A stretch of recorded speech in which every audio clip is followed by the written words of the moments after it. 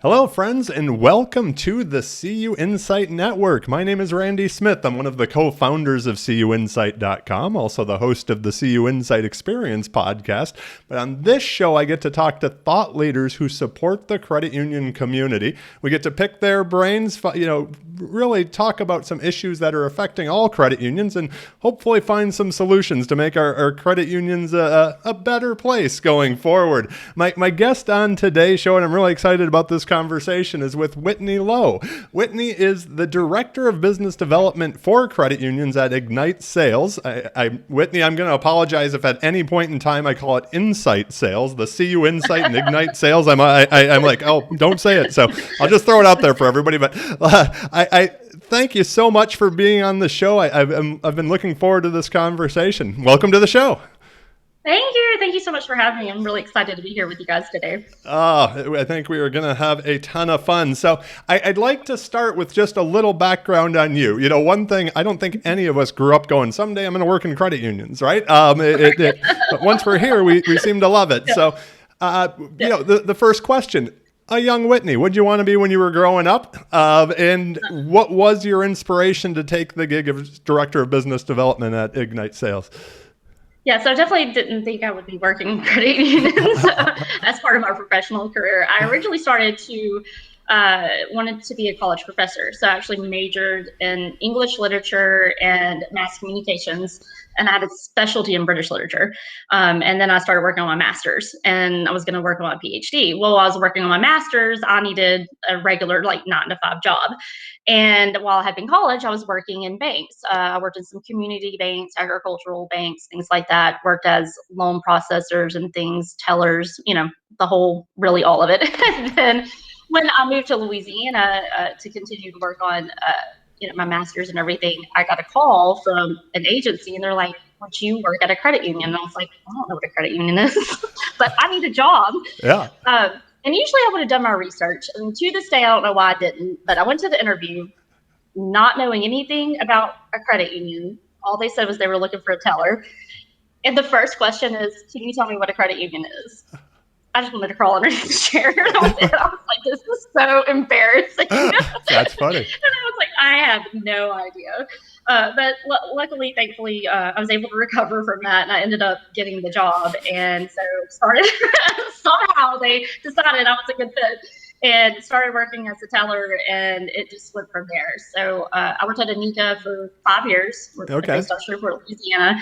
And when I left them, I was their director of sales and service and their operations. That's there's so many people that have been on the other podcast all got their start as tellers as well, right? Like it's amazing the growing up. So that's exactly.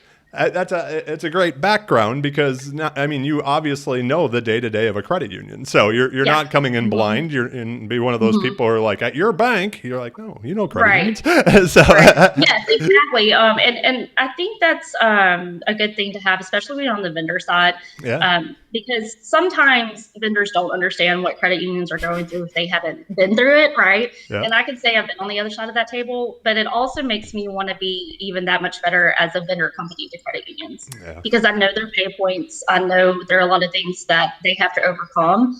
And so it makes me that much more diligent at making sure that when we partner with credit unions, it's really, for their best interest. And I have to say, I drank probably the Kool-Aid of what you would call it is when I crashed the GAC in 2014. That was like my full immersion. You had it. The GAC, there was no going back after that. So absolutely. That is an experience, right? Like I know, Lauren, our CEO, ran that for a long time, and it was, of course. Yeah.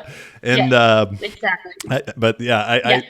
To me, that event is you get to see everybody in one place. It's tough to not go to a GAC and drink the Kool-Aid, right? So exactly. And you walk away with 50 new friends and networking friends. So you've all of a sudden you have this network, which I think is one of the most important things you can have all over the country. And it's incredibly beneficial for you later on, in your career and your profession. And it's what helped me get over to the vendor side. Absolutely. That's very cool. Let's pretend we met at that GAC. It's maybe, hopefully soon we will in person again, right? But if we were in person, could you give us that elevator pitch? What is Ignite Sales, and where do you add value to the credit union system? So Ignite Sales is a digital engagement platform where our main focus is to partner with credit unions to improve the financial wellness and the financial lives of their members. And we do that through a digital engagement platform. And we give the credit union the opportunity to really develop that personal conversation and recommend products and services that are custom tailored to each individual. And so it goes much deeper than just even building a digital persona. We're actually having those one-on-one conversations, and then we're actually capturing that data and then analyzing it and giving it to the credit union to use to specifically market to their members for what they're looking for on an individual basis needs. So that's really what we're doing in a nutshell. And that's all we do. That's our bread and butter. We're really proud of it. So, and we've been doing it for 20 years. So as a fintech, we really do have a level of expertise that I think is really critical right now in this digital space. We have a lot of data to give you. So, and a lot of, clients that will show you their numbers and things like that. So we really do. We've got the data to back up what we're doing. Which you're preaching, right? So exactly. As we were preparing for the show, we always try to talk about a couple different situations that are impacting credit unions today, and I'd like to start with one, and that's that idea, and it's what you were just talking about, what you all do there, but that leveraging the credit union business model. Through harnessing that kind of the opportunity to lead members on that journey to financial wellness. That sounds so credit union-y, right? But developing, helping the credit union develop that meaningful member engagement. What does that mean, or what does that look like? Really, what it is just how are you going to stay relevant in this day and age, especially since the pandemic? There are a lot of different players in our market. There are a lot of people fighting for the wallet share. But credit unions are uniquely positioned to really, really help their members take that financial wellness to the next level. And financial wellness is a journey. It doesn't ever really end. But people, especially now since the pandemic, are looking towards their financial institutions to help guide them down that path. And that is something that we pride ourselves in partnering with credit unions to do. The latest statistic shows that 67% of consumers are not comfortable with their current financial situation. Wow. And they're looking to their financial institutions to help them. Yeah. And so that's where I think credit unions are uniquely positioned to help with that, especially since the pandemic, because I think the pandemic really showed us the cracks in the system. Absolutely. That's a huge number. I mean, that's I shouldn't be surprised, and I just was, right? I mean, we should know that. How does having a solid strategy of collaboration relate to this evolution of credit unions, and what's the support and the partnership? What does that look like with Ignite Sales? So our biggest thing with our credit union partners is, I would have to say, collaboration. And what that looks like is it can be anything.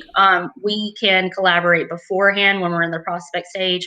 We're collaborating after we bring them on as clients. We don't really like to say no. We really try to find a way to make sure that if it is something that we can offer for the credit union, that we not just offer it for them, but we offer it for all of our clients. And so we never stop collaborating. Just because you sign an agreement and become a partner, we don't just say, hey, thank you, wave goodbye, and walk away. We stay with you throughout the whole process. And in fact, we're working with a credit union right now, and we have an article coming out, but we're working on a collaboration, and we're excited about the announcement. But it's something they came to us after they were on board, and they were like, hey, we want to do this. What do you think? And we're like, oh yeah, this is great.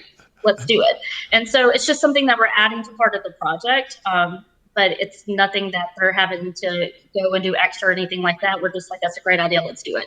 So let me, I was just going to say, I'm going to kind of jump into something else I was going to get to, but it seems to tie in really well here. Is that a cultural thing at the company, like where you're constantly looking for new ways to, whether it's innovate or, work with, absolutely. Yeah. Mm-hmm. Wow. Constantly looking for ways to innovate.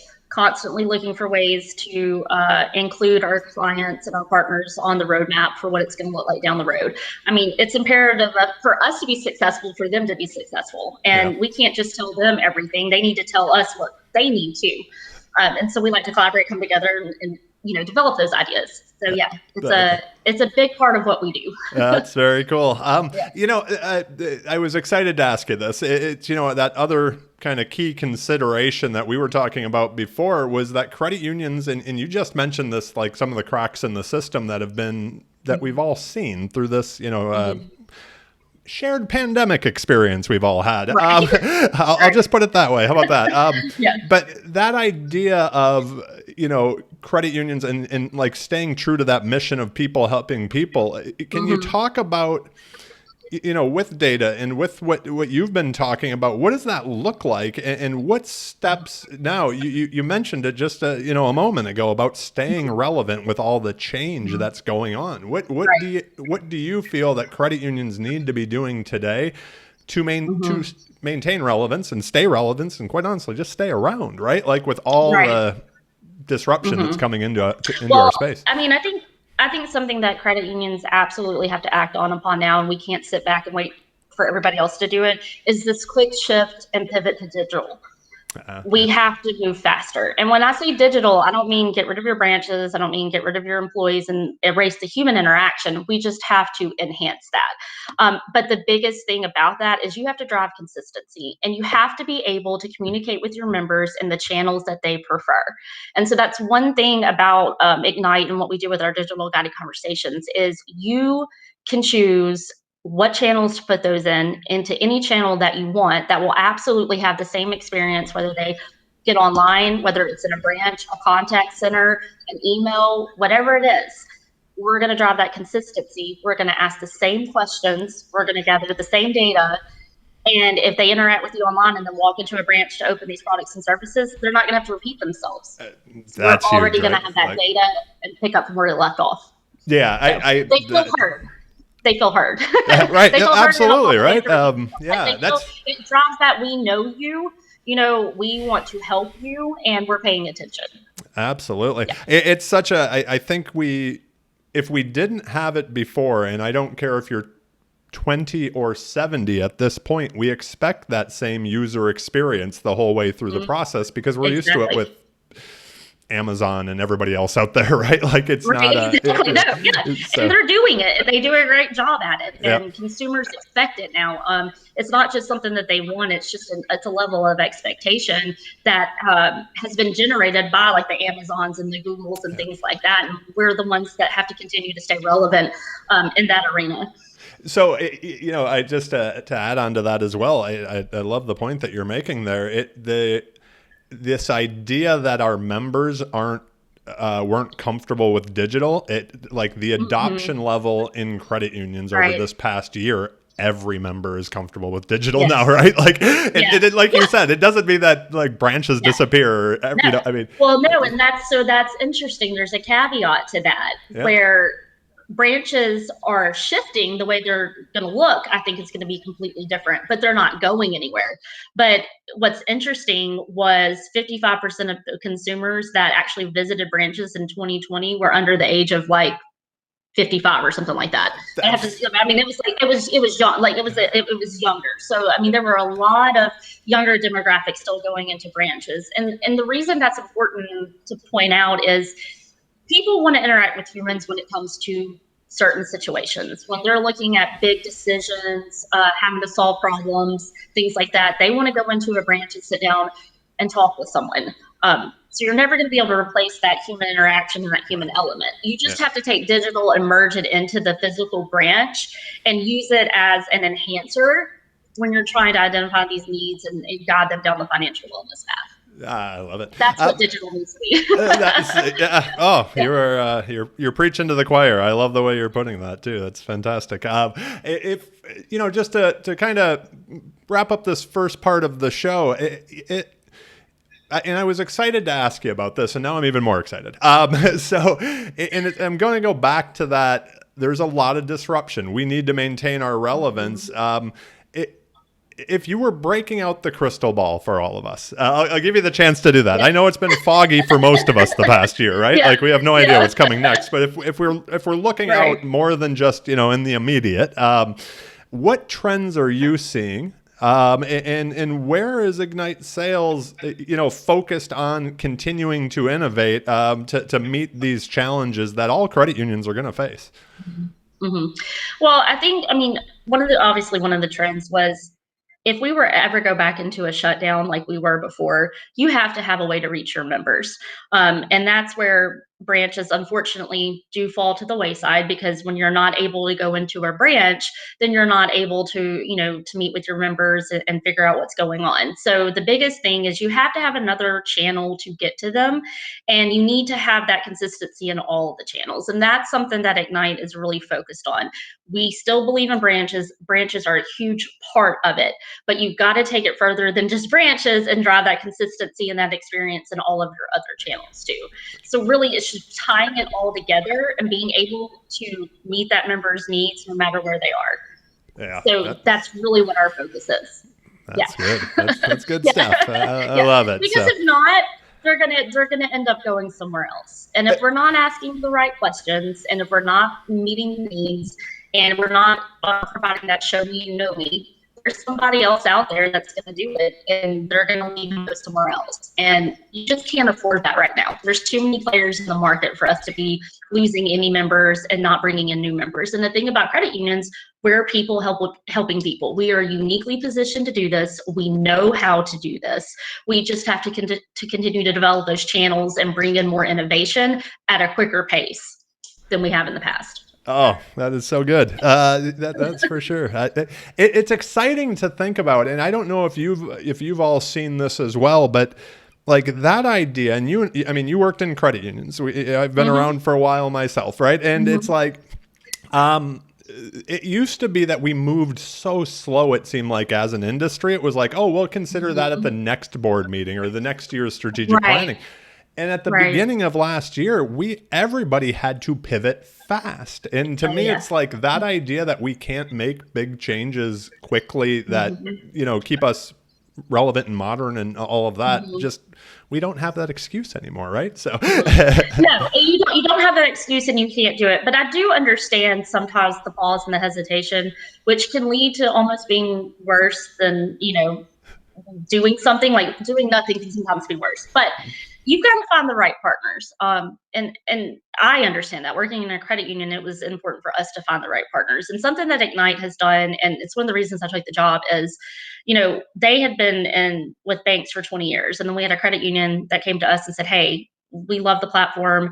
We want to get on it. Well, they got on it. And then Ignite was like, okay, but we don't speak credit union, and we know that. And the thing about that is they understood that. So they were like, okay, let's bring in somebody who does. And that was my role, and that's how it came in. But they're 110% committed to the credit union movement, and 100%, committed to showing that we're dedicated. And there's a whole division, and we back it and we support it. And we've had somebody that's been on the other side. So if you're looking for a partner and somebody that's not going to run off, we're definitely in. That's you. Get a hold of Whitney here. So. Exactly. So, and I'm staking my reputation on that. So I mean that when I say that we are absolutely committed to our partners and working with them side by side the whole way. Oh, that's good stuff. I'd like to have some fun to wrap up the show, just like we do on the other podcast, some rapid fire questions. The questions are rapid, but your answers do not have to be. So I've added this now to both podcasts because I think we all did it. But has there been that recent purchase, maybe the COVID purchase, that you didn't know you needed, but now you're like, I couldn't live without it? Oh, you said COVID. Okay, so I had COVID 2 weeks ago. Right. Yeah, I know. I'm so glad you're feeling better, and you're here laughing today, right? Like I know. I managed to escape it for 14 months. I quarantined for 80 days up in Montana with my family. Worked from home, and I still got it. Right before I got my vaccine. So what I learned that I cannot live without is Target and home delivery. Oh, we cannot let my husband hear this because he will take away my my bank account. But it's bad enough because I love Target as it is. Yeah. And now that Target will deliver everything to you, I may never leave my house. You're just staying home. That's right. Yeah. I don't know how I did it before I got COVID, but it literally saved us because we were all in, like, our whole family was in quarantine for 10 days. So Oh, I'm absolutely. never going back. Yeah. That's I'm tough. never going Yeah. back. Holy smokes. Well, Yeah. I'm Yeah. glad you're feeling better. Yeah. That's for sure. Thank you. It's great to see your smile and hear your laugh, and just that's I know it was an experience, but to learn about Target and home delivery, it was worth it. So. That was it. That was the good part of it. So when you hear the word success, who is the first person that comes to mind, and why? For me, it would be Barbie Loe and Julie Hamrick. They're the founders of Ignite. They're both two women entrepreneurs. They started this company 20 years ago, and they took it from, this small company to what it is now. And they have taken this product and they have scaled it and made it available for financial institutions of all sizes. And it is their product. It is their company. Everything's in-house. We do everything out of Dallas. I mean, we're very proud of what we do, and they've been amazingly successful. So they're an inspiration as women entrepreneurs, especially in the fintech industry. Yeah. Oh my gosh. Yeah, absolutely. Yeah. That's fantastic. The random question: what's the greatest album of all time, or what's that Spotify playlist you always put on? Oh, you're going to laugh when I say this. The Essentials by Elvis Presley. I love Elvis Presley. My family's from Memphis, been to Graceland 1,000 times, and there is just not another performer, past, present, or future, like him. I like classics. Well, if my mom watches or listens, she's going to really love that answer, because I grew up on Elvis myself. She was... My 3-year-old daughter's obsessed with him too, because she has to listen to it all the time, and it's funny. But that's pretty awesome, though. Passing it down, right? Is there a book that you just think everybody should read, or that book that you've gifted other people? Yes, right now, and it's related to the industry and what we do, because I like to stay on top of things. But Banking on Digital Growth by James Robert Lay is an absolute must read right now. If you're looking at digital and you really want to get a good grasp and concept of what that is, read the book. It's well worth it. We will make sure to link to that for sure. James is a great guy, right? So James Robert. Yes, he is. James is awesome. He's great. If the calendar's empty, what does Whitney do to unwind? What does that work-life integration look like to you? Travel. If the calendar is empty, I am on a plane going somewhere. I spend a lot of my time up in Montana, Big Sky Country. So that is a special place. My sister and brother-in-law live up there.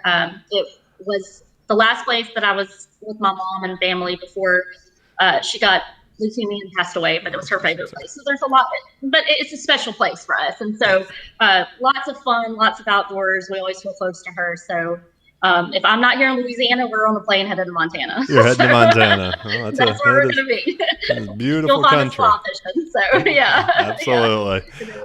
I mean, that's a great way to wrap up the show. I will link to everything we talked about today in the show notes. The last question that I have for you is, do you have any final asks or final thoughts you would like to share with our viewers and listeners today? If I had to say anything, as simple as it may sound, just go back to the basics when you're looking at your digital, which is, how are we going to identify the member needs and how are we going to capture the data? Because if you do that, then everything else will fall into place. Any other new technologies, products, services that you're looking at, you'll be able to implement quickly and swiftly, and it'll be what your membership is looking for, as long as you're asking the right questions, you're being consistent, and you're gathering that data. That's where I would start. When it comes to digital, it's the best place to start. That is great advice. Well, thank you again, my friend, for being on the show. I am so glad you're feeling better, as I said. You. So this was so much fun. So I hope you and yours stay well. Thank you. Thanks so much for having me. I appreciate it, Randy. Absolutely.